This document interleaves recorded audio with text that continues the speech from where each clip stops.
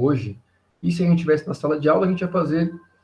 Na sala de aula eram umas 4 ou 5 aulas que a gente tirava sobre Ásia, entre fazer as questões, né? Tem 3 listas de questões sobre Ásia, então 3 aulas fazendo exercício sobre Ásia e 2 aulas com os slides.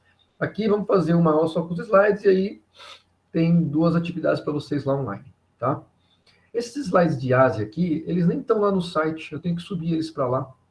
Ainda bem que eu tinha ele aqui num pendrive, então eu consegui dar aula hoje, porque senão eu ia ter que fazer os slides de novo do zero. Eles falam de aspectos gerais da Ásia. Então vai ter um pouco de aspecto físico, um pouco de aspecto social, um pouco de aspecto econômico, político, tá?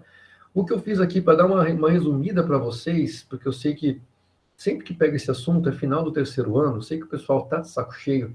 Então esses slides aqui, ele divide a Ásia em algumas regiões e para cada região, menos para a primeira, mas para as outras regiões, tem um slide de resumo. Esse slide de resumo é o principal, são os principais tópicos para aquelas regiões. Então, é o que vale a pena dar uma firmada.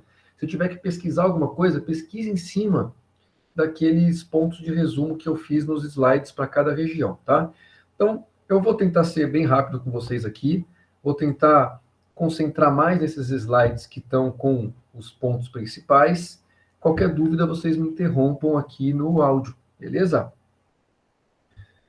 Vamos lá então, pessoal. Ásia.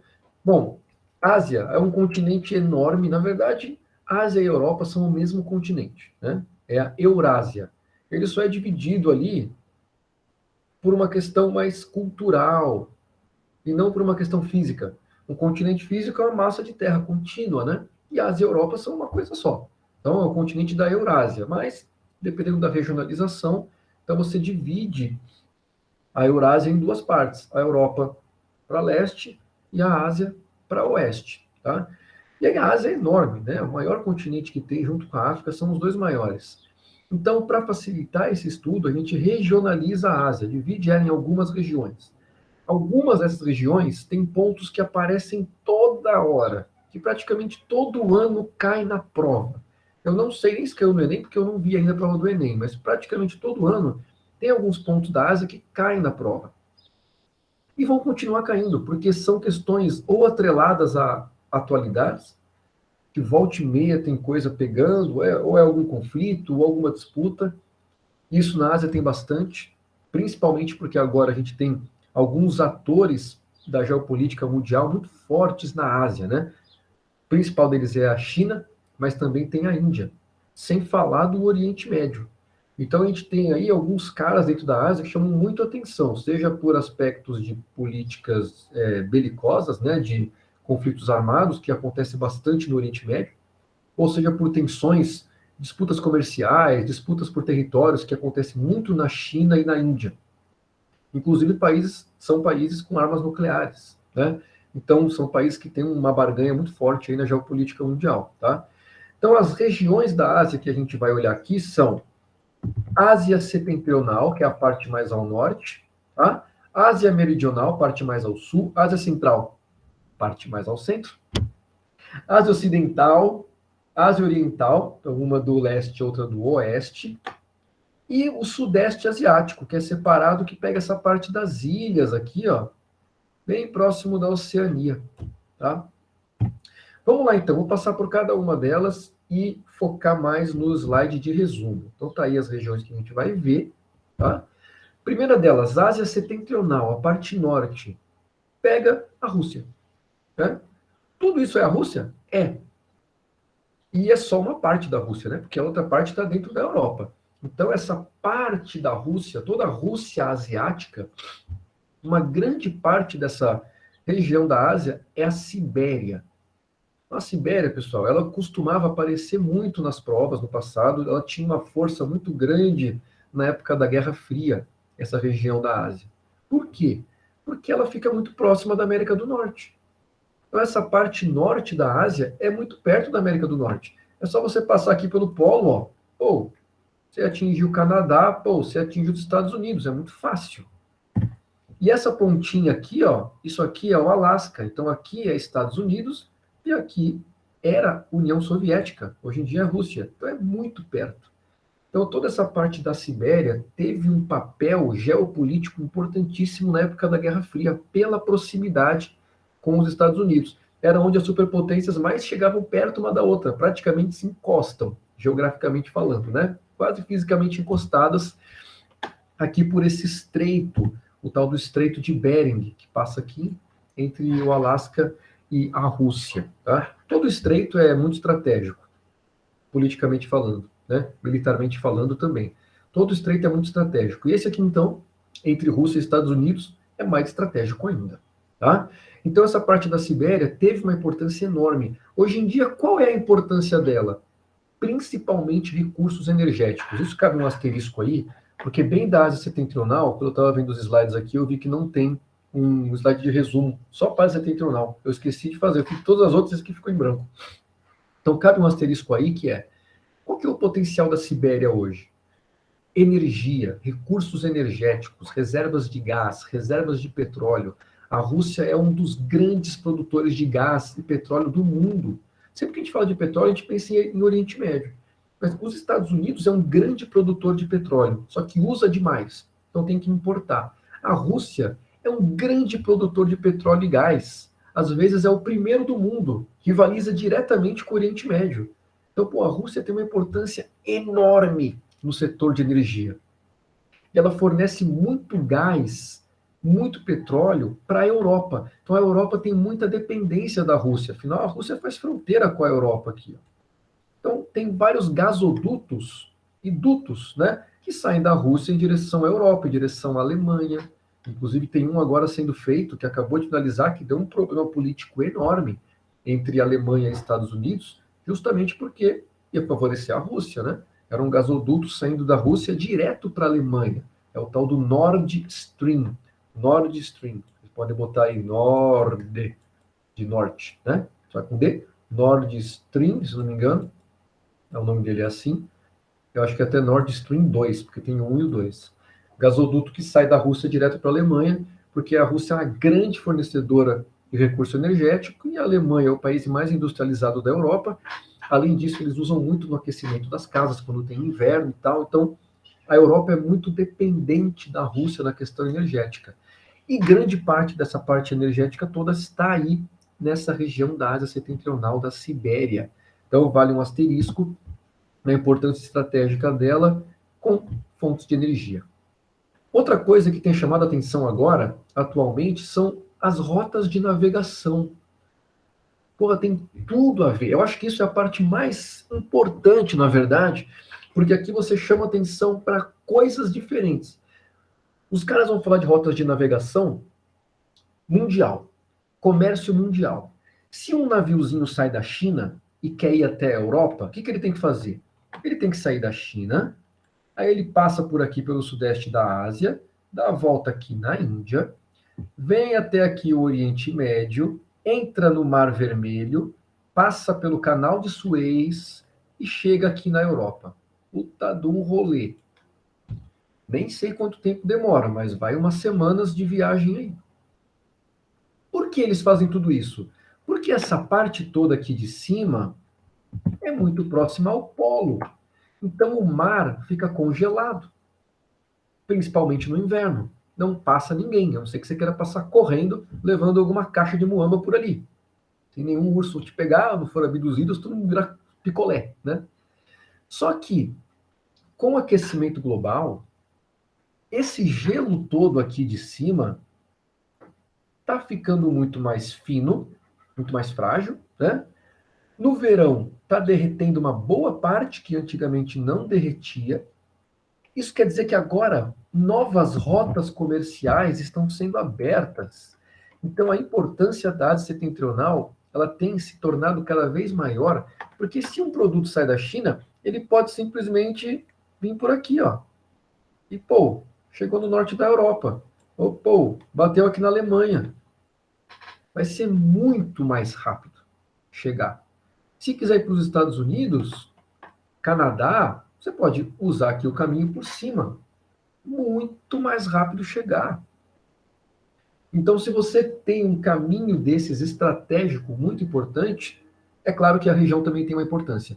Então, se qualquer pesquisa no Google vocês vão achar, o governo russo, e aqui tudo é Rússia, né? O governo russo está investindo bastante em infraestrutura nessa parte norte do país, já visando no futuro as rotas comerciais que vão passar por aqui. Então, os caras estão construindo infraestrutura de portos, deixa eu dizer uma âncora aqui, ó, uma âncora, olha que bonitinha.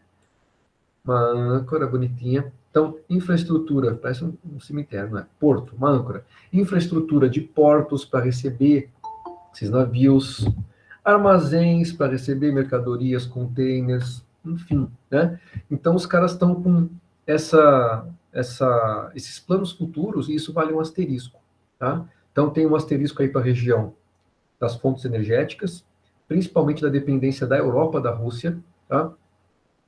E a gente tem outro asterisco da região que estrategicamente é muito importante, que são as rotas de navegação que cada vez mais estão sendo planejadas para passar por aí, porque vão ser muito mais curtas, então vai baratear bastante, e quanto mais você tem o aquecimento, mais a rota vai se abrindo, tá?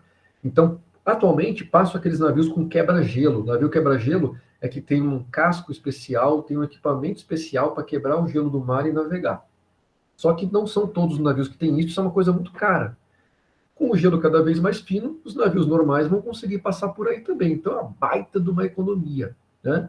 E a Rússia está investindo bastante nisso, tá? Então, Ásia setentrional, esses dois asteriscos, anota aí.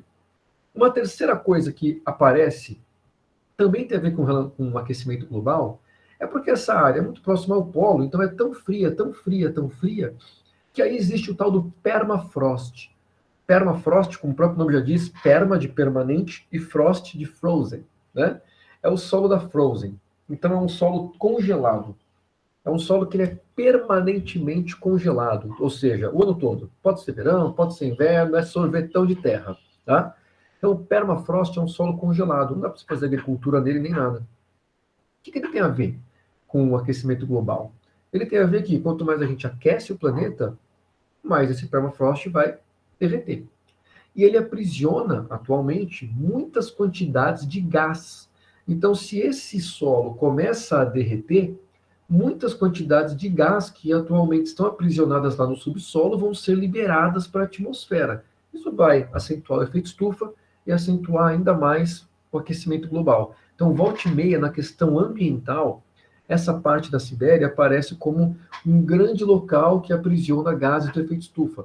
E que, se você continuar aquecendo, o permafrost vai derreter e vai liberar uma boa parte desses gases. Para quem tem curiosidade em saber como que os gases ficam embaixo da Terra, procura aí no Google, procura no YouTube, escreve lá, buraco portal do inferno. Se alguém tem curiosidade, escreve lá, buraco portal do inferno. Esse é um buraco que foi feito numa mina, uma mina de carvão, mina de gás, né? Na época ainda era União Soviética, e isso lá nos anos 80 do século passado. O buraco, como tem muito carvão e muito gás, na exploração pegou fogo, né? Então pega fogo por baixo da terra. A terra está toda lá, onde eles abriram o buraco, está pegando fogo embaixo do subsolo. E esse fogo está pegando desde os anos 80. Então tem mais de 30 anos de fogo lá, e não para. Porque as reservas de gás e carvão embaixo do subsolo são muito grandes, tá? Então você imagina o quanto que já não foi queimado só nesse buraco, e existem outros por aí pelo mundo todo também. Não é raro você achar carvão e gás queimando no subsolo. Volta e meia acontece, tá? Inclusive, até uma das coisas que acham que afundou o Titanic foi queimando carvão. Ótimo, nada a ver, né? Fugindo da aula. Mas então, acontece, tá? Então, terceiro asterisco, parte ambiental, permafrost, o solo totalmente congelado por causa da posição geográfica, muito próximo ao polo, só que com o aquecimento ele tende a descongelar e a liberar gás na atmosfera, acentuando o efeito estufa e o aquecimento global. Beleza? Beleza, Pro? Que legal! Então, esses são os 3 asteriscos para essa região da Ásia, que não tem slide, mas eu sei que vocês fizeram várias anotações. A parte sul da Ásia, Ásia Meridional, é um local que chama bastante atenção também, por causa principalmente da Índia e do Paquistão. Ultimamente também tem chamado a atenção por causa do Afeganistão. baita país bom para você fazer turismo, né, meu? Você chega lá, bota o seu chapéu, bota também uma armadura, né? Então, alguns países aqui chamam muita atenção por causa de conflitos armados ou instabilidades políticas internas, né? Então, os maiores exemplos são Afeganistão, Paquistão e Índia. Desses três aqui, Afeganistão e Índia chamam muito mais atenção. Afeganistão, principalmente pelas questões geopolíticas envolvendo os Estados Unidos, o governo local, que foi deposto pelos talibãs, tá? E a Índia, por ser o segundo país mais populoso do planeta, tem mais de 1 bilhão de habitantes, e tem armas nucleares. Tem armas nucleares, porque Índia e Paquistão, na época que eram colônias do Reino Unido, da Grã-Bretanha, né, enquanto os dois eram colônias, estava tudo bem. Quando a Grã-Bretanha sai de lá e faz a divisão entre os dois países, começa a briga, né? Que nem começou a briga na divisão das fronteiras africanas. Então começa essa briga, numa fronteira que os dois lados não concordam, e eles brigam por uma área na fronteira chamada Caxemira. Então a Caxemira é uma área entre Paquistão e Índia, os dois países brigam por essa área, e desde a época da Guerra Fria, esses dois países conseguiram desenvolver armas nucleares. Então são pouquíssimos países no mundo que têm armas nucleares, geralmente são as maiores potências, né? Inglaterra, França, Estados Unidos, Rússia, China, Paquistão e Índia, né? Então, Paquistão e Índia fazem parte aí desse grupinho, só de gente boa, né? Então, chama bastante atenção para essa parte da Ásia, porque são países que têm uma tensão militar, volta e meia rola um quebra-pau na fronteira, e os dois têm armas nucleares, tá certo? Então, esse subcontinente indiano, a parte da Índia, que é esse triângulozinho que entra para o mar, a gente chama de subcontinente porque é uma placa tectônica separada do resto da Ásia, tá? Tem uma outra coisa que chama atenção aí, que é ambiental, que é justamente por ele ser uma placa separada da Ásia. Quando essa placa da Índia se chocou com a placa da Ásia, então a placa da Índia estava mais aqui embaixo antigamente, ela era mais ao sul. Ela foi em direção a um norte, nordeste, se chocando com o continente asiático, e como são placas convergentes, claro, vai formar grandes relevos. A cadeia enorme de montanhas, a chamada cadeia do Himalaia, que abriga as maiores montanhas do nosso planeta fora do oceano. Tá? As maiores montanhas que estão nos continentes. A maior de todas que é o Monte Everest, tem mais de 8.000 metros de altura, é coisa pra caramba. Se pensar que aqui no Brasil, nossa Serra do Mar não chega, em média, não chega nem aos 1.000 metros, em média, o Monte Everest passa de 8.000 metros, então é muita coisa. E aí você tem várias das montanhas mais altas do mundo estão aí, bem nessa cordilheira do Himalaia, que é justamente o resultado do choque do subcontinente indiano com a Ásia. E claro, né, pessoal, lembrando que onde você tem choque de placas, você tem grandes terremotos, vulcanismo, tudo isso. Então, é uma coisa que chama a atenção para essa região, certo? Vamos aí para o slide de... Opa, tá aí o Himalaia, ó, tá? Só para ilustrar, tá? Vamos aí para os fatos geográficos, então, dessa região, que é o tal do slide resumo que vale a pena dar uma bisoiada. Bom, essa Ásia Meridional, especialmente a Índia, está sob influência de vários climas de monção. Isso daí já apareceu em Enems passados, tá? Apareceu, inclusive, ligado com aquela história da brisa marítima, que a brisa vem quando a pressão é mais baixa no continente. Esse clima de monção são climas com muitas chuvas. Chove muito, tipo, chove o dobro do que chove aqui na Amazônia por ano, tá? É chuva demais, tá? Por que ele é tão característico assim? Porque quando você vê o formato aqui do subcontinente indiano, aqui, repara que ele é um triângulozão, né? Então tem mar de todo lado. Então quando você tem o verão, toda a parte do continente ela se aquece muito mais do que o mar, gera aqui uma área de baixa pressão, e isso suga a umidade de todos os cantos, porque afinal tem água circulando aqui, com correntes quentes ainda. Então, quando está no verão, essa umidade vai toda para dentro da Índia, de todos os lados, e encontra aqui em cima as montanhas do Himalaia. Então, rola uma chuvarada infinita lá, que é o tal de clima de monção. Aí, quando é inverno, é o contrário. No inverno é a parte seca, e no verão é a parte úmida. Tá? Então, essa parte ambiental de clima costuma aparecer quando falam de Ásia, quando falam de Índia, principalmente. Clima de monções. Maravilha. Índia e Paquistão, como eu falei, são duas potências nucleares, isso geopoliticamente falando é muito importante. Passam por um clima de tensão muito grande ali na região da Caxemira. E um outro detalhe aí é que a Índia também tem muitas questões com a China, faz fronteira com a Índia ao norte. Questões, inclusive, de pancadaria também, de conflitos na fronteira, morte de soldado e tudo. Tá?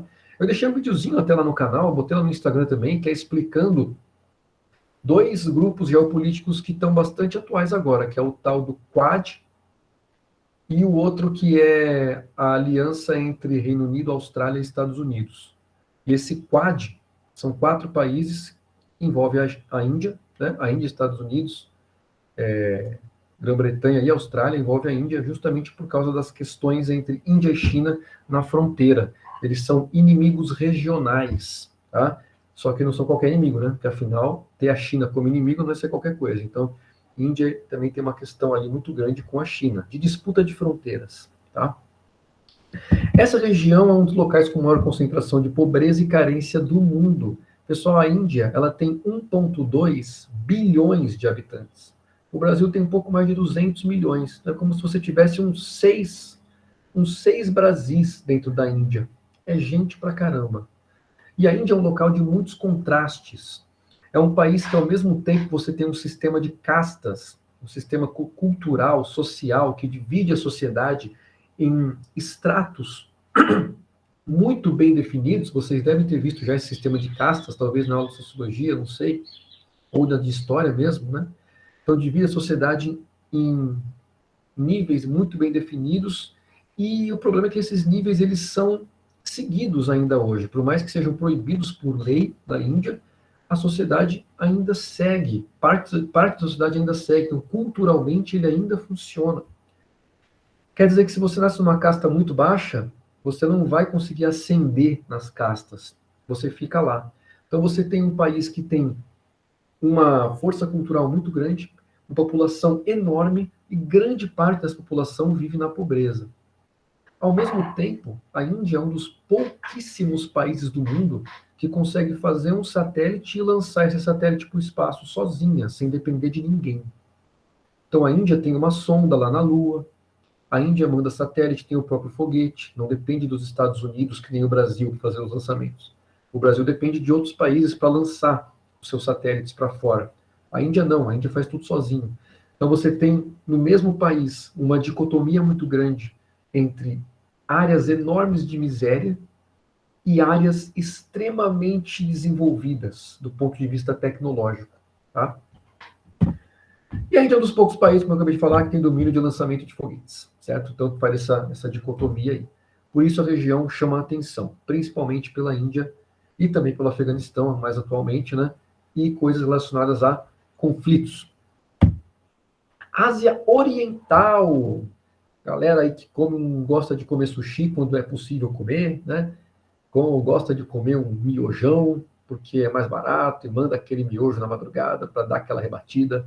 Ou que gosta de comer aquelas comidinhas de feira, frita, né? Pastel de carne, frango e tal, muitas coisas, macarrão, vem tudo dessa parte da Ásia. A Ásia Oriental corresponde lá ao extremo leste. Então você pega países aí que se falam muito, né? Japão, Coreia do Sul, Coreia do Norte, China. Então, pô, os caras estão sempre na mídia aí. Estão sempre, seja por quebra-pau, ou seja por alguma coisa relacionada à tecnologia. Tá? Ultimamente tem sido muito mais quebra-pau. Tá? Então essa região chama muita atenção por causa da China.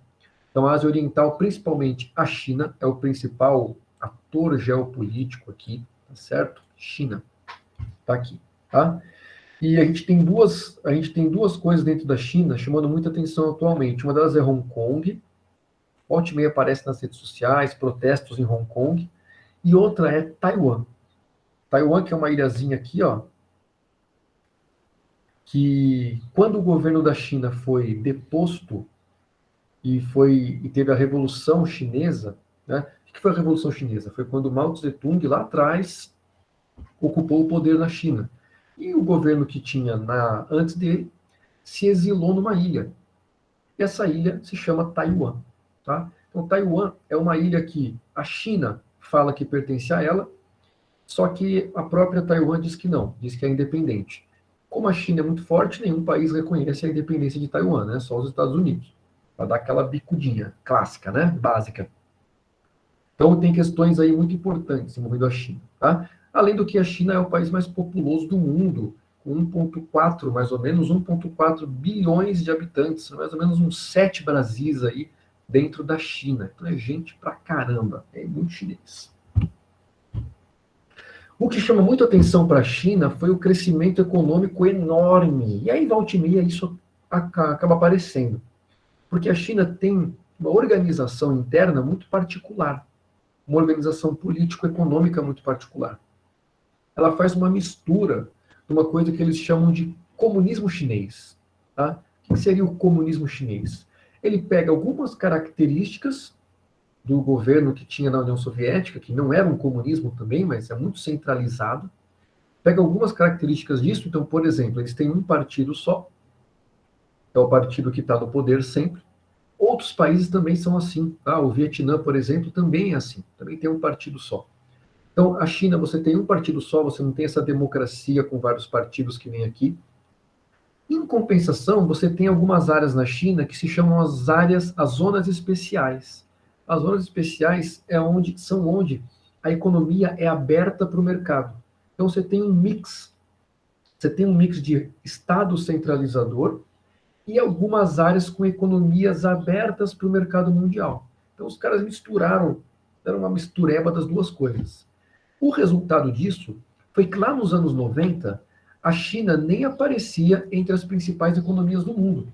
Olha só, a gente tinha Estados Unidos, Japão, Alemanha, França, Itália, como os 5 primeiros, as 5 primeiras economias do mundo nos anos 90. E já no ano 2017, a China aparece aqui em segundo lugar. Então a China conseguiu dar um salto enorme em muito pouco tempo. E se o ritmo de crescimento dela continuar desse jeito, daqui a pouco ela também ultrapassa os Estados Unidos e vira a maior economia do mundo. Não vai demorar muito, a gente vai estar vivo com certeza para ver isso acontecer, caso o ritmo de crescimento da China continue do jeito que é hoje, tá bom? Pessoal, vamos fazer um desafio aqui rápido. Vocês têm ideia, baseado nas aulas que a gente fez de indústria e tal, ano passado até, que com certeza vocês lembram de tudo, vocês têm ideia de por que a China atrai tantos investimentos assim? O que chama tanto a atenção para a China a ponto de ela ter um crescimento enorme e a gente aqui ou outros países não conseguirem acompanhar? Por que tem uma vantagem muito grande de você botar uma indústria na China? O que vocês acham?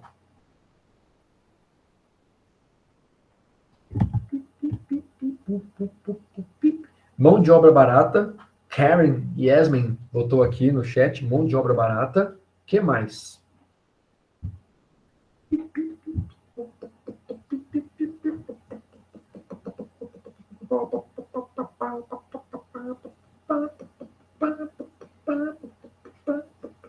Mais alguma coisa? Não é só isso. Tem outras coisas envolvidas aí.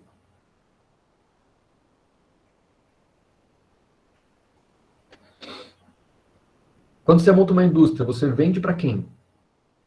Ah, eu vou montar uma loja, vou vender para minha mãe, para minha avó, para meu irmão. Legal, os 3 compraram. O que acontece com você? Né? Tem muito isso aí. Que Karen Yasmin botou aqui também. Né? Tem muitas pessoas que produzem e também consomem. Como você tem mais de 1 bilhão de pessoas, pessoal, se você abre uma padaria e se você conseguisse vender um pão para cada uma dessas pessoas todos os dias, você não precisa fazer mais nada. Então, o mercado, claro que isso é só teoricamente falando, né? O mercado consumidor é enorme na China. É enorme. Então, todas as indústrias, as grandes empresas querem entrar no mercado chinês, porque as vendas são quantitativamente enormes. Isso atrai muitas empresas para lá. A mão de obra é muito barata. Então, os salários na China são baixos. Ultimamente, eles vêm aumentando também. Né? O custo da China vem aumentando ao longo do tempo. Mas quando a China abriu, essas portas, os salários eram extremamente baixos. Então você conseguia fazer com que a produção custasse tão baixo que valia a pena você produzir na China e transportar de navio para o Brasil. Ainda hoje vale a pena, porque não é só mão de obra, é todo o custo da produção. São os impostos, né? É o acesso à matéria-prima, é a infraestrutura de você receber matéria-prima, depois você mandar para o porto, para o aeroporto, uma infraestrutura muito melhor do que aqui. Então você tem a soma de tudo isso, grande mercado consumidor, muita mão de obra, então mão de obra abundante e barata, infraestrutura muito mais desenvolvida, impostos e as leis trabalhistas muito mais flexíveis. O que acontece? É claro que as empresas vão para lá. Claro que você levar a empresa para lá e aumentar essa economia toda tem esse custo social, né? O custo social é alto, tem que ter um balanceamento aí. Os caras priorizam uma coisa em detrimento da outra. Mas é o que explica o grande crescimento econômico chinês nos últimos anos. Tá? O que vem acontecendo com a China agora é que a mão de obra está encarecendo um pouco. Outros países da região começam a chamar atenção também. Né? A China vem passando por um período de população envelhecendo, apesar de ter muita gente. Até pouco tempo atrás, a China tinha a lei, né, de controle de natalidade, só podia ter um filho, e tinham várias punições caso você quebrasse essa lei, enfim. Então, a China está envelhecendo mais rápido do que ela deveria, já que essa lei ficou por uns 40 anos funcionando. Então, a China está envelhecendo, a mão de obra está ficando mais qualificada, portanto, mais cara. A China também investe muito nessa parte da educação interna deles. As universidades chinesas estão começando a aparecer nos grandes rankings mundiais como as melhores do mundo, entre as melhores, né? Não no top, mas entre as melhores, elas estão começando a aparecer várias universidades chinesas. Então, como vem investindo muito nessa parte da educação, automaticamente a mão de obra mais preparada acaba ficando mais cara, né? Então, a China está passando por um momento de transição, mas ainda continua crescendo pra caramba, tá? Então, é isso aí. Por que a China atrai tanto? Muita mão de obra, muito mercado consumidor e essas questões de infraestrutura, leis trabalhistas e impostos. Ferram com o trabalhador, com certeza lá. A qualidade de trabalho é muito pior, né? O que eu ia falar? Me deu um branco agora, cara. Muito bem, quando eu lembrar eu falo. Então, essa questão da China é muito importante para essa região da Ásia, tá? A gente vê aqui, por exemplo, o PIB antes da pandemia, então o PIB 2019, antes da pandemia estourar, você tem aqui, ó, China, Vietnã e outros países da Ásia que não estão aqui no meio, tá? Mas também tem, ó, Malásia, Indonésia, que são países aqui da região do Sudeste Asiático, um grande crescimento de PIB, isso em 2019, antes da pandemia estourar, tá? Índia também está aqui no meio, ó. Então você tem vários países asiáticos aí com o PIB lá em cima, né? Brasil, coitado, cadê o Brasil? Está aqui, ó. Na época, antes da pandemia, né? Ainda num crescimentozinho mais ou menos ali. Bom, fatos, né? Além da China e o Japão, a Ásia Oriental conta com um grupo de países chamados os tigres asiáticos. Pega alguns países tanto da Ásia Oriental quanto do Sudeste Asiático, tá? Isso inclui Coreia do Sul, Hong Kong, a própria Taiwan, além de Singapura, que está no Sudeste Asiático. Também dá para incluir aí Vietnã e tudo. São aqueles países que você olha para o teu telefone e você vê atrás assim, Made in China, Made in Taiwan, Made in Vietnã, Made in Hong Kong. Esses eletrônicos todos, vários equipamentos de indústrias, roupas. Compra roupa para o bebê aqui em casa, vai ver a etiqueta Made in Bangladesh. Fala, porra, o bebê é chique. Não, é porque os caras concentram muita mão de obra barata, essas coisas todas que fazem com que as empresas fiquem lá. Tá? Então, esses tigres asiáticos foram países que antigamente tinham uma economia muito pautada no rural. Em pouco tempo, em poucas décadas, eles inverteram isso, se tornaram grandes exportadores. Coreia do Sul, Hong Kong, Taiwan, Singapura são os exemplos disso. Aí chama de tigre porque é esse crescimento agressivo da economia. Né? Grande investimento em educação, feito pelo Estado durante muitos anos, resultou numa mão de obra super especializada, que aí atrai as empresas de tecnologia do mundo todo. Não tem segredo. Né? China foi o estado mais bem desenvolvido ao longo da história, sendo superado pelo Japão só no final do século XIX. Quando a gente fala de Ásia, a gente esquece, na verdade, né, que a Ásia tem uma história própria muito paralela à história do continente europeu. Aqui no Brasil, na América no geral, a gente tem uma cultura eurocêntrica muito forte, né? Pela questão toda das navegações e da dominação da América pelos europeus. Mas enquanto a Europa corria para navegar e tudo, na Ásia isso também acontecia. Os asiáticos também navegavam muito antes dos europeus. Muitas tecnologias foram desenvolvidas na Ásia antes e depois chegaram na Europa. Então, historicamente, o local da Ásia Oriental, com China e Japão, sempre foi muito desenvolvido. Tá? Então, uma área sempre muito desenvolvida, desde os tempos passados. Apesar do grande número de pessoas vivendo nessa região, é na Ásia Oriental que também está o país menos populoso do mundo, a Mongólia. Então, só por curiosidade, vamos voltar aqui. Ó. Aqui a gente tem a China e aqui em cima a gente tem a Mongólia.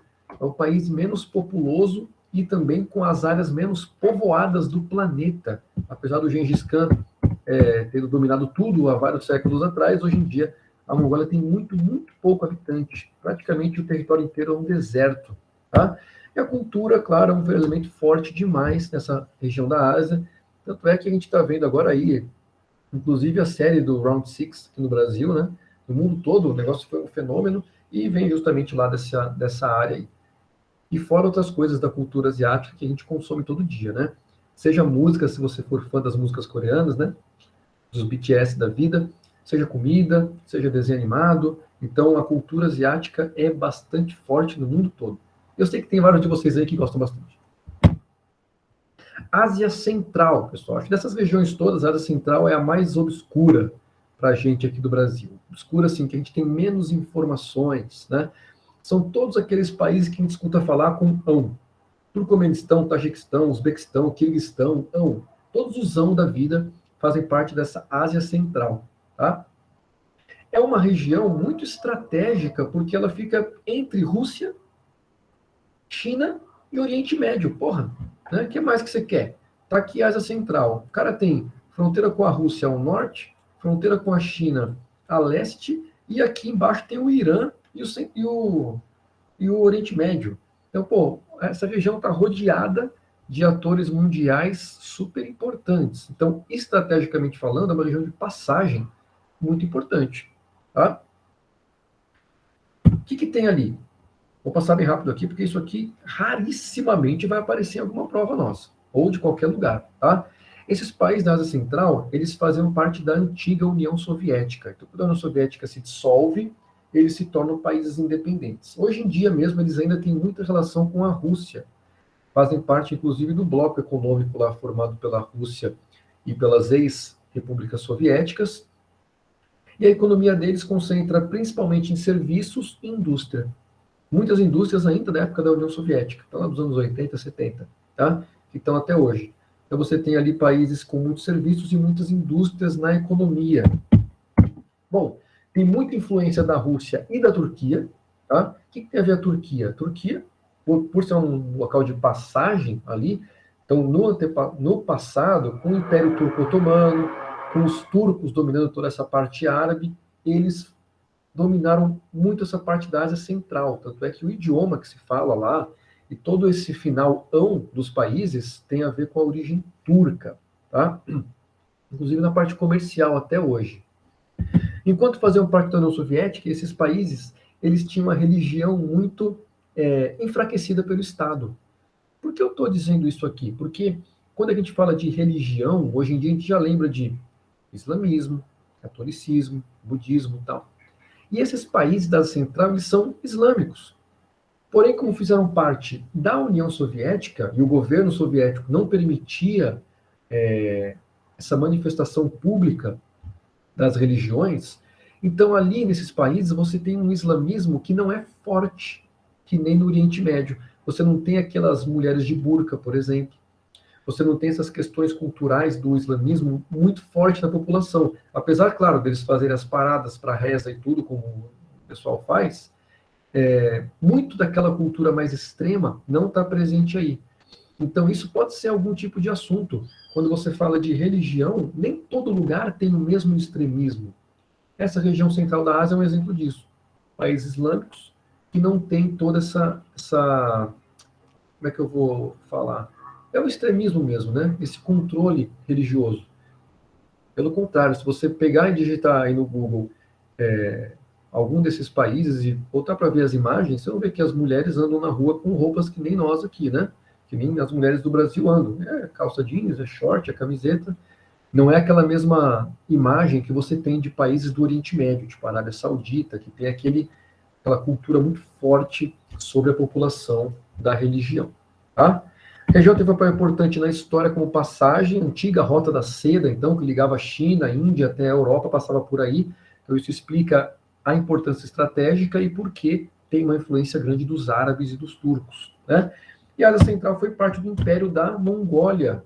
No passado, quando a Mongólia teve o maior império que a história da humanidade já viu, essa parte fazia parte do Império Mongol, justamente por ser a ponte para você chegar no Oriente Médio e na Europa, tá bom? Maravilha. Sudeste Asiático. Acho que essa parte do Sudeste Asiático, por ter uma influência muito grande da China, é uma parte que vai trazer uma coisa muito atual. Uma questão de atualidade muito forte. Que volta e meia a gente vê aí a tensão entre Estados Unidos e China. E isso acontece nessa região aí da Ásia. Tá? Bom, é a parte do continente que faz limite com a Oceania. A Oceania aqui embaixo, o principal representante é a Austrália, essa ilha toda aqui, ilha continente toda, né? É a maior ilha do mundo, já pertence à Oceania, mas é um grande aliado dos Estados Unidos, muito próximo da China. Tá? Então, essa região do Sudeste Asiático, por ser formada por ilhas, milhares de ilhas, é uma região muito estratégica para a navegação mundial. Aí você tem a China perto, você tem Vietnã, Filipinas, Singapura, Malásia, Indonésia, vários países que são tigres asiáticos ou novos tigres asiáticos, né, que você vê nas etiquetas de tudo. Só que para você passar navegando por aí, você tem que passar por esses estreitos, né? Você tem que passar de navio por aqui, você tem que passar de navio por aqui. E os estreitos, como eu já falei para vocês, são extremamente estratégicos. O país que está ali controla essa passagem, né? E passa a maior parte do comércio mundial passa por aí. A maior parte do comércio mundial de navios passa por aí, inclusive do comércio dos Estados Unidos. Tá? Qual que é a grande treta mundial que está acontecendo nessa parte do planeta? É a briga pelo controle do mar. Tá? Como assim? Volte e meia vocês vão achar tretas envolvendo a China e os Estados Unidos por causa de comércio.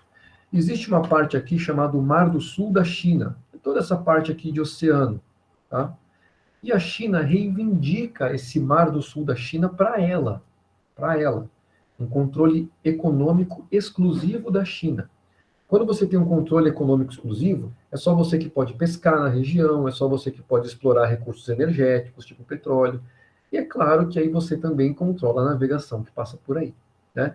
Então, a China tem várias ilhas aqui no meio do caminho, pertencentes a ela, e outras ilhas artificiais que ela vem construindo no meio do mar, só para dizer que o mar é dela, e por isso ela reivindica um pedaço tão grande. Só que esse pedaço tão grande passa por vários outros países, né? Então, a gente tem aqui Filipinas, esse conjunto de ilhas, aliado dos Estados Unidos, que reivindica uma parte. A gente tem aqui o Vietnã, que é essa curvinha aqui, ó, o Vietnã, que, claro, representa reivindica uma parte. A gente tem aqui Malásia, Indonésia, que são essas ilhas aqui, ó, todas, né? Mais do que eu circulei aqui, mas esse conjunto de ilhas todos aqui embaixo, que também reivindicam partes desse mar. Então, a briga por esse mar é a grande briga política da região. E super importante. Quem controlar isso daí vai conseguir controlar uma boa parte do comércio mundial, uma boa parte do comércio dos Estados Unidos e toda a exploração desse mar. Então, essa briga aí ainda está acontecendo. Ninguém se decide, né? A ONU não consegue decidir. Os órgãos internacionais que fazem a delimitação do mar não conseguem decidir. Porque de um lado é Estados Unidos, do outro é a China. Cada um querendo uma coisa. Então, você vai apoiar quem? Né? Se você apoia a China, os Estados Unidos ficam bravos com você. Isso não é bom. Se você apoia os Estados Unidos, a China fica brava com você. Isso não é bom. Então eles ficam nessa, não sei, ano que vem a gente vê, e assim vai, o negócio nunca dá para frente, e aí tem essa tensão toda, porque nunca se resolve o problema. Então, Mar do Sul da China. Tá? Outra coisa que chama muita atenção aí são os terremotos. Aqui é uma área enorme de encontro de placas tectônicas, aquela parte do Círculo de Fogo do Pacífico que passa bem por aqui, vai cortar tudo aqui no meio. Aqui tem uma bagunça de placa enorme, corta para todos os lados, tá? Então você tem muito terremoto, muito vulcanismo e também muito tsunami, afinal está passando por baixo do oceano. Então, região muito conhecida por causa dessas coisas naturais, tá? Terremotos, tsunamis e vulcanismos. Maravilha. Além disso, tem uma questão cultural que chama atenção, que você tem nessa mesma região cheia de ilhas, você tem países islâmicos, países budistas, países cristãos, tudo ocupando esses arquipélagos, tá? Apesar de não ter conflitos religiosos nesse local, você tem esse monte de religião junta. Por que isso acontece? Justamente porque é uma região muito, muito ocupada pelas rotas de navegação internacionais, então sofreu influência do mundo inteiro. Então você consegue achar numa região todas as religiões que você consegue imaginar, né? Tem o país populoso, o país mais populoso do mundo islâmico fica nessa região, não fica no Oriente Médio, fica nessa região aí, a Indonésia. Você acha os maiores templos budistas da história que já foram criados aí, como o tal do Angkor Wat, que é esse que está aí na foto. Então você tem grandes representações culturais. A gente tem também a cidade de Singapura, cidade-estado de Singapura, tá? Cidade-estado que tinha lá na época da Grécia, né? Atenas, Esparta, o buraco de Esparta, 300 de Esparta. Aqui as cidades-estados ainda existem, em vários lugares ainda existem cidades-estados, e uma delas que chama muita atenção é Singapura. Tá aí na fotinha, Singapura. Vou botar esses slides lá no site, quem quiser depois ler esse QR Code, tem uma reportagem sobre Singapura, falando sobre o comércio, a economia de Singapura. Então, é um local extremamente desenvolvido, comercialmente, tecnologicamente falando, né? É um hub de comércio. O que é isso? É onde os navios todos param ali. Então, é uma cidade, é um país-cidade, né? Só que é parada e passagem de navios do mundo todo. Então, os caras ganham muito dinheiro por ser uma passagem estratégica. Então, Singapura chama muita atenção para isso, junto com outras cidades e regiões do Sudeste Asiático. Vamos lá, fatos. A região sofreu grande influência no período da Guerra Fria, sendo o maior destaque aí a Guerra do Vietnã. Maravilha. A Guerra do Vietnã, onde os Estados Unidos tomou uma perda ali enorme, né? Foi a primeira vez que os Estados Unidos perderam numa guerra, que chama atenção até hoje, tem vários filmes. Então, a Guerra do Vietnã, o Vietnã está nessa parte da Ásia. Um dos grandes entraves geopolíticos, então, foi o que eu comentei com vocês, sobre a soberania do Mar do Sul da China, tá? Que aí vários países brigam por isso justamente para controlar as rotas de navegação, tem uma grande influência sobre as rotas de navegação. Uma das produções mais características da região é o arroz, que é produzido em várias áreas alagadas de vários rios, tá? Inclusive, quando você pensa em Sudeste Asiático, já vem aquele estereótipo característico dos caras que moram lá, né? Tiozinho, a tiazinha na beira daquela plantação de arroz, com aquele chapéuzinho de palha assim, não. Eles lá seriam os plantadores de arroz do Sudeste Asiático, se planta muito arroz lá, é uma cultura muito difundida nessa região. Então, quando vê essas fotinhas, pode crer que o cara está falando de Sudeste Asiático, produção de arroz atrelada aos grandes rios da região, tá? E o turismo é um baita de um aliado econômico. Sudeste Asiático, quando você vê aquelas fotos paradisíacas que fala, meu Deus, eu queria morar lá. É lá. Aquele mar azulzinho da cor do céu, com aquela cabana de palha bem em cima do mar, assim, é lá. Então o potencial turístico é enorme e para alguns países vale muito dentro da economia local, tá bom? E vamos finalizar com a Ásia Ocidental, também conhecida como o nosso Pacífico Oriente Médio, tá? Então chama atenção demais, por isso que a gente tem uma aula separada só sobre ele, tudo bem? Então aí um zoom para o Oriente Médio.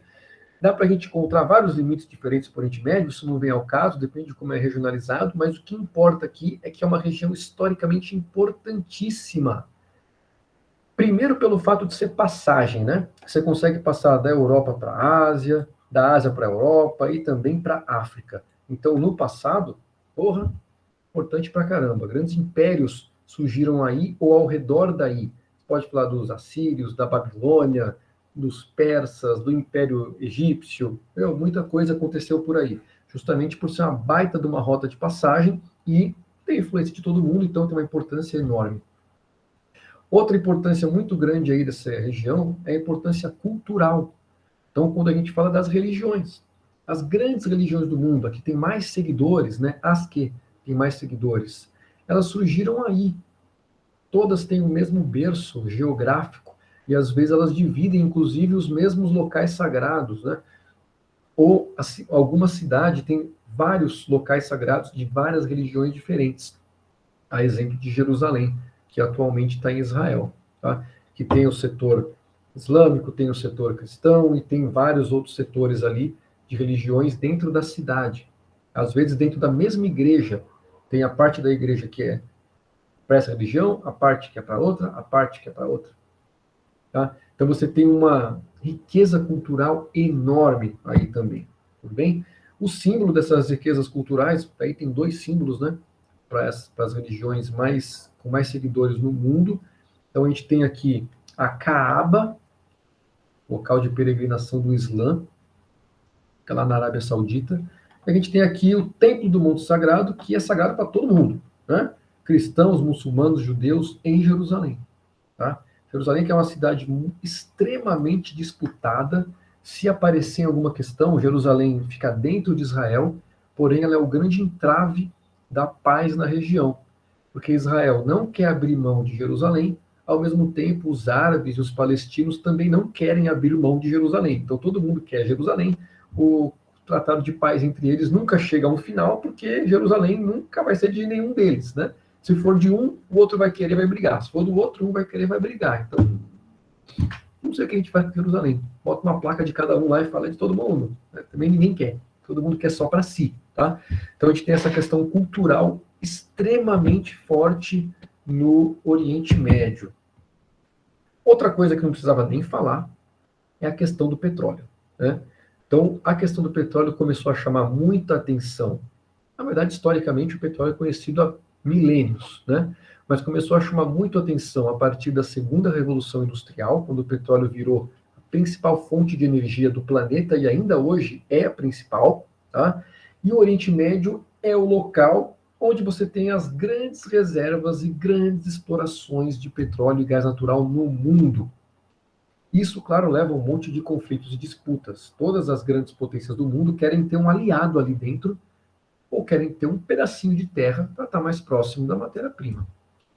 E isso gera essas tensões que a gente já conhece e também alguns ataques terroristas a refinarias, tal, que nem essa imagem que tem aqui, um ataque terrorista a uma refinaria, a maior refinaria do mundo, na Arábia Saudita, tá, que rolou, acho que em 2019, se não me engano, esse ataque.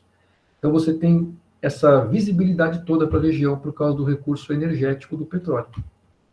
O negócio é tão louco, que mesmo agora você tendo essas discussões na ONU sobre meio ambiente, com a COP26, que aconteceu há pouco tempo, e mesmo você tendo aqui muita discussão para substituir o petróleo por outros combustíveis, mesmo assim, esses países continuam a exploração. Só que o mais louco é que eles mesmos também incentivam a substituição quando eles fazem pesquisa para outras energias. Por exemplo, Dubai, que é uma cidade que fica aí nos Emirados Árabes Unidos, que é um dos países da região, a maior parte da população de Dubai não é de Dubai, é do mundo todo. É da Europa, é dos Estados Unidos, é da Ásia. Os caras trazem gente do mundo todo para morar na cidade, tem muito dinheiro, então eles investem nas cabeças mais pensantes que tem, levam para lá e tem muita pesquisa de tecnologia, porque os caras sabem que daqui a um tempo eles vão ficar sem todo esse dinheiro do petróleo e vão ter que arranjar uma substituição. Então é muito louco. Os caras que mais produzem petróleo hoje em dia, ao mesmo tempo, também pesquisam os substitutos do petróleo. Eles estão pensando já lá na frente, para eles não pararem de ganhar esse dinheiro todo que eles ganham hoje. Inclusive, os Emirados Árabes Unidos mandaram uma sonda para Marte. Porra. Só quem tem sonda em Marte lá são os Estados Unidos, a União Europeia e os Emirados Árabes Unidos. Tá? Então, e a China, né? E a China também. Então, são pouquíssimos países, e um deles é um país do Oriente Médio. Tá? Justamente porque os caras têm dinheiro para caramba para fazer investimento em tecnologia e estão fazendo. Beleza? Bom, maior parte da região da Ásia Ocidental é de cultura árabe. Pessoal, é muito importante a gente não confundir E aí não é para prova isso, é para vida, tá? Árabe não é uma religião. Ah, o cara é árabe, quer dizer que ele automaticamente ele é islâmico? Não. Ele é muçulmano? Não. Tá? Árabe é a cultura árabe. Tem a língua árabe, tem toda uma cultura envolvida dentro dos árabes que extrapola a questão da religião. Então, a cultura árabe é a maior na Ásia Ocidental, mas você tem outras culturas ali, por exemplo, os persas, os turcos, são outras culturas, falam outras línguas. Então, o Irã é um país persa, muçulmano. O Irã não é árabe, não fala árabe, o Irã fala persa, até hoje. Lá da antiga Pérsia, o que sobrou da antiga Pérsia foi o Irã, hoje em dia. Então, você tem uma cultura persa, uma cultura árabe, você tem árabe que são judeus, você tem árabe que são muçulmanos, você tem árabe que são cristãos, tá? Então, ser árabe é uma cultura, que nem o cara é europeu, o cara é árabe. Não quer dizer que ele tem que falar sempre a mesma língua e nem tem que ter a mesma religião. Então, não confundir isso, tá certo? Grandes conflitos são travados no Oriente Médio, desde as guerras lá da Cruzada, né, passando pelas guerras mundiais. O Império Turco-Otomano fazia parte do Oriente Médio, participou da Primeira Guerra, perdeu e se desapareceu. Né? Conflitos entre os árabes, então vários países árabes e Israel, que começaram a partir da Segunda Guerra Mundial, quando Israel foi criado. O país de Israel não existia, né? Ele foi criado depois da Segunda Guerra Mundial em uma área que pertencia ao Reino Unido. As guerras outras entre os países ali na região, seja por controle de território ou por controle de fontes de energia, entre Irã, Iraque, Kuwait, Estados Unidos, vários países passam por ali em conflitos armados, e agora a que chama mais atenção é a guerra na Síria, que já está aí há mais de 10 anos acontecendo, e é uma guerra civil interna, mas que envolve também Estados Unidos, envolve Rússia, envolve países da Europa. Essa guerra vem acontecendo há mais de 10 anos e começou lá com a Primavera Árabe, que na aula síncrona eu falo um pouquinho sobre ela. Então, Primavera Árabe começou lá na Tunísia, na África, veio passando pelos países árabes e chegou até a Síria e parou por lá, porque a pancada está comendo até hoje. Né? A região teve um papel muito importante na história como berço das grandes civilizações, pelo tal do crescente fértil, lá da aula de história. Vamos lembrar da Babilônia, Rio Tigre, Rio Eufrates, tá? Então são rios que passam por essa região, porque é uma região extremamente carente em água, com um clima muito seco, desértico, semidesértico. Então os grandes rios que passam por ali, que nunca secam, o Tigre e o Eufrates, são rios que foram berço de religiões no passado e que hoje ainda a galera briga muito por causa dessa água. E alguns locais muito comentados por sua posição estratégica são o Golfo Pérsico, vou voltar aqui, ó. O Golfo Pérsico, Jerusalém, Dubai, como eu comentei com vocês aqui, e o Mar Vermelho. Vou voltar aqui no mapa só para localizar Golfo Pérsico e Mar Vermelho para vocês, explicar por que essa importância tão grande, tá? Que é motivo da tensão do Irã com a galera. Aqui está o Irã. Olá. Aqui está o Golfo Pérsico. O que é um golfo? Foi aquela questão infame da prova da Unicamp no ano passado. Né? O Golfo é uma parte do mar que entra para dentro do continente, mas que é uma parte bem grande que entra. Uma baía é uma parte um pouco menor. O Golfo é quando entra bastante. Né? Então aqui, ó, o Golfo Pérsico, olha só, está entre a Arábia Saudita e o Irã. A Arábia Saudita é o maior aliado dos Estados Unidos na região, a maior potência militar junto com o Irã. Tá? Cada um de um lado do Golfo. E esse Golfo é a saída do petróleo. O petróleo sai por aqui. Então, para você sair com o petróleo, você tem que vir por aqui, passa por esse estreitinho aqui, onde tem Dubai e tudo, e onde tem o Irã, e aí você vai para o mundo, né? Navegando. Se você quiser ir para a Europa, aí, meu amigo, você faz uma curva aqui, ó, bota no Waze, virar à direita. Siga até a entrada do Mar Vermelho e vira à direita. Você passa por outro estreitozinho aqui, onde tem ataque de pirata pra caramba até hoje, pirataria come solta, aí tem que ficar na marinha dos caras pegando pirata pegando petróleo, tem até aquele filme lá que o Tom Hanks é o capitão do navio, aconteceu aqui, quando passa pela Somália, tá aqui a Somália, brother da pirataria, né? Entra no Mar Vermelho, brother não, né? Mas é onde existem muitos piratas que são de origem somali, né? Por causa da grande pobreza na região, os caras vão justamente assaltar os navios que estão na entrada para o Mar Vermelho. Vem para cá, vem para a Europa, vem por aqui, ó, passa pelo Canal de Suez, pum, tá na Europa. Então, a baita de uma passagem estratégica. O Golfo Pérsico e o Canal de Suez com o Mar Vermelho. Passagens estratégicas mundiais. Vocês lembram aí agora no passado, retrasado, quando entalou um navio aqui, né? Entalou um navio aqui no Canal de Suez, sei lá o que rolou, a manobra errada aqui, o cara, em vez de engatar a ré, engatou a primeira marcha, virou um navio de lado, atolou o canal inteiro. A galera que ia passar os navios aqui para a Europa tinha que fazer o quê? Dar ré, cumprimentar de novo aqui o Capitão Gancho, dar a volta na África toda, e a viagem demorava uns 15 dias a mais.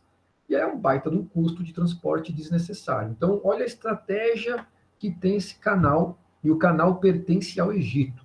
Então, isso já foi motivo de guerra entre Egito e Israel no passado, e Inglaterra e França também, e contra o Egito, uma vez que o Egito falou, não vai passar mais ninguém aqui, eu vou fechar. O Egito fechou o canal, e aí Inglaterra, França e Israel atacaram o Egito para não quebrar pau do cacete. Isso durante a Guerra Fria, né? Naquela aula síncrona eu falo sobre essa guerra aqui, essa guerra que envolveu o Egito com Israel. Então, só para localizar, Golfo Pérsico, Canal de Suez. Golfo Pérsico, uma baita de uma importância por causa do petróleo, comércio de petróleo, e o Canal de Suez, importância mundial na passagem de mercadorias, principalmente para a Europa, tá bom? Várias notícias que tiveram aí de navios que foram sequestrados no Golfo Pérsico, que foram atacados, né? Então eles são atacados justamente quando passam pelos estreitos aqui perto do Irã. O Irã fala que não ataca, os Estados Unidos falam que é o Irã que ataca, o Irã fala que quem ataca são os Estados Unidos, enfim, cada um fala que o outro ataca e o que acontece quando o navio explodiu foram os ETs, né? Mas acontece aí, tudo bem? Áreas estratégicas, vocês podem crer que são áreas de muita tensão. Beleza, pessoal? Alguma pergunta?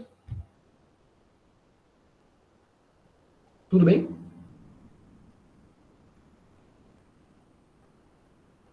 Deve estar tudo ótimo. Então, fizemos o resumo aqui dos fatos geográficos, legal. A gente acaba por aqui, né? Essa parte do Cáucaso é só para dar um destaque, que é a união daquela Ásia Central, que está aqui do lado, a Ásia Central está aqui, e aqui você vai para o Mar Negro e entra na Europa, tá? Então, tem a Rússia em cima e o Oriente Médio embaixo, uma região que até pouco tempo estava tendo um conflito armado, aí uma pancadaria entre esses dois países, Armênia e Azerbaijão. Uma região também muito estratégica de passagem, então de bastante tensão. Não costuma aparecer muito nas provas aqui, mas se aparecer, região do Cáucaso, bem grudada no Oriente Médio, é para a gente voltar aqui no mapa do Oriente Médio, tem a ideia onde ela está. Ela está bem aqui em cima, essa parte escura aqui em cima é a região do Cáucaso, vai dar direto na Rússia, tá? Então, uma região que tem muita influência também de todos os lados, tem bastante tensão política e militar aí. Uma grande importância dessa região é o transporte do petróleo. Sai da Rússia, sai do centro da Ásia, aqui dos Turcomenistão, Quirguistão, todos aqui da vida, passa por tubulações no fundo do Mar Cáspio, aqui, ó, entra no Azerbaijão e vai embora para a Europa ou para a Turquia. Então, passagem de recursos energéticos pelo Cáucaso torna uma região bastante disputada. No fundo, né, pessoal, tudo se resume a petróleo. Ou crise energética ou crise cultural. É complicado. Beleza? Um prazer, então, ter vocês por aqui, se é que tem alguém por aí, né? Tem alguém por aí? Deve ter. Tudo certo. Tudo bem, tranquilo, tudo certo. Opa, tem 1, 2, 3, 4 pessoas, eu sei que tem, hein? Maravilha. Então, até para animar um pouco. Nenhuma pergunta? Não. Que bom. Bom, vocês sabem que qualquer coisa vocês podem me procurar sempre no WhatsApp. Estou lá sempre para dar aquela respondida quando eu souber, senão eu vou atrás também, tento descobrir. Notícias sobre nossa viagem eu vou passando para vocês, tá bom? Tenta entregar as atividades até o prazo, lembre que pode fazer até em 3 pessoas. E quem precisar de mais prazo, manda mensagem para mim e fala, professor, eu não vou conseguir entregar, só para eu saber que você está ciente da atividade, né? Que senão sumiu na vida, tá bom? E é isso, pessoal. É um prazer ter vocês aqui. Muito boa sorte nas próximas provas. Vou botar para vocês um videozinho do Enem, tá? Das questões do Enem e da Unesp também. Não sei se vocês fizeram a Unesp, mas vou botar a resolução dessas 2 provas. Se eu não conseguir botar hoje, amanhã eu boto, enfim, essa semana eu boto com certeza. E a gente vai conversando. Grande abraço. Ficamos por aqui. Deixa eu parar aqui a gravação. Vou botar a gravação lá no Moodle. Tchau, professor. Obrigada. Tchau. Tchau, Duda. Tchau, Raquel. Tchau, Giovana. Tchau, Davi. Tchau, Wallace. Até.